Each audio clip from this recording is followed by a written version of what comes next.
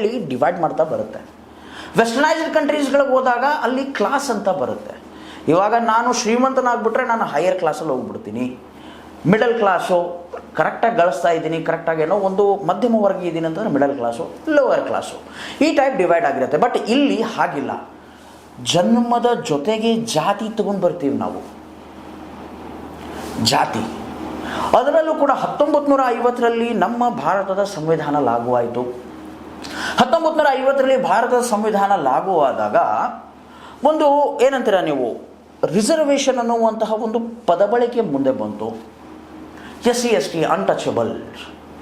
SCಗೆ ಕನಿಷ್ಠ ಒಂದು 15% ರಿಂದ 17%, ಏನಕ್ಕಂದರೆ ಅವ್ರ ಜನಸಂಖ್ಯೆ ಅಷ್ಟೈತೆ. ಆಮೇಲೆ ಎಸ್ ಟಿಗೆ ಏನಿಲ್ಲಪ್ಪ ಅಂತಂದ್ರು 7 ರಿಂದ 7.5ವರೆಗೂ ರಿಸರ್ವೇಷನ್ ಅಂದರೆ ಆರಕ್ಷಣೆಯನ್ನು ಕೊಟ್ಟರು. ಅದು ಆರಕ್ಷಣೆ ಎತ್ತರೊಳಗಡೆ ಎಜುಕೇಷನ್ ಕಮ್ಸ್, ಅವ್ರು ಬಿಸ್ನೆಸ್ ಮಾಡ್ಕೊಳ್ಳಿ, ಅದ್ರ ಜೊತೆಗೆ ಅವ್ರದ್ದೇ ಆದಂತಹ ನೌಕರಿ ಸಿಗಲಿ, ಸರ್ಕಾರಿ ನೌಕರಿಗಳು ಸಿಗಲಿ ಅಂತ ಹೇಳಿ ಒಂದು ಆರಕ್ಷಣೆಯ ಚೌಕಟ್ಟನ್ನು ಹಾಕಿದ್ರು. ಅಂದರೆ ಇಷ್ಟೊಂದು ಪ್ರತಿಶತ ಇವ್ರಿಗೆ ಮೀಸಲಾಗಿ ನಾವು ಇಡ್ತೀವಿ ಅನ್ನುವಂತಹ ಮಾತು ಬಂತು. ನೆಕ್ಸ್ಟ್ ಬಂತು OBC, ಅದರ್ ಬ್ಯಾಕ್ವರ್ಡ್ ಕ್ಲಾಸಸ್.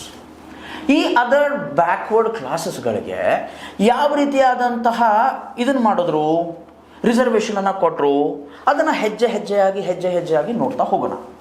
ಪ್ರಪ್ರಥಮವಾಗಿ ನೆಹರು ಅವರು ಸ್ವತಂತ್ರ ಸಿಕ್ಕಾದ ಮೇಲೇ ಒಂದು ಆಯೋಗವನ್ನು ರಚಿಸ್ತಾರೆ. ಆ ಆಯೋಗದ ಹೆಸರು ಏನು?